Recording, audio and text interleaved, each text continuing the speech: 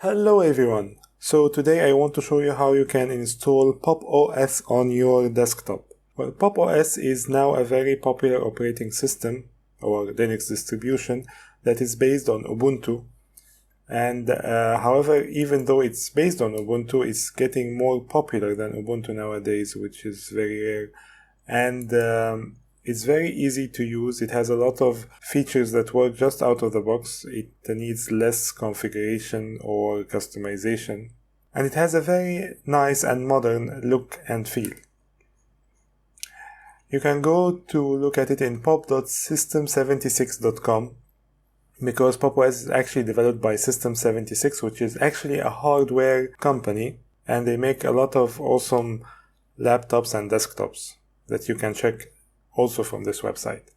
However, if you go to System76 and go to PopOS section, you can get to know more about PopOS and all its features, and you can just click on download.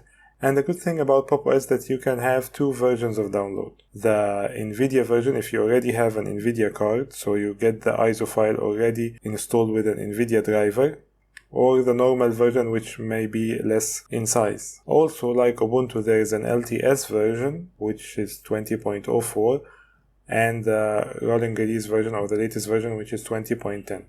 I suggest going with the LTS version, which is 20.04 at this moment. And because I have an NVIDIA card, so I will go with the NVIDIA option and click on download.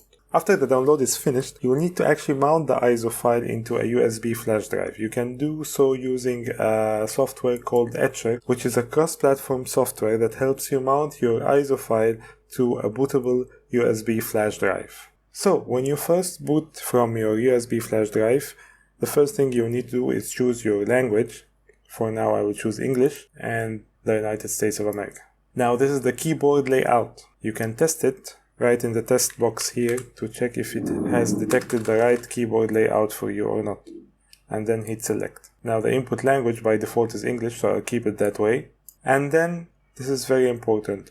You can either erase the whole disk and let PopOS manage the partitioning for you, or if you want to keep other operating systems on the same drive and want to manage your partitions manually, you can do so using the custom option. However, it's better to actually use the clean install, it's much more simpler. And hit click install. Select the hard drive you want to install the PopOS operating system into, and then it will erase the whole hard drive and install PopOS on it.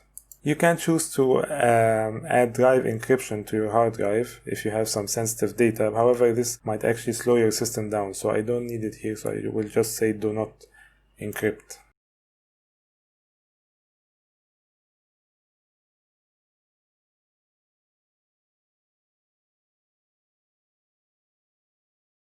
And now the installation is finished. However, we need to restart our device to actually continue configuring our PopOS installation. So just hit on restart device. So now after booting now from the hard drive, PopOS is just welcoming you in different languages. And just hit next. Now this is selecting your keyboard layout again, which we already selected in the previous part. Personally, I don't like to turn on the location services. And then you select your time zone. And if you wish to actually connect any of your online accounts like Google or Facebook with PopOS, you can do so here. I will skip for now.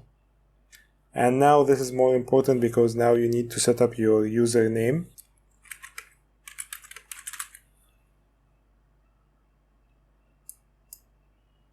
And then set up a password that you will need to log in.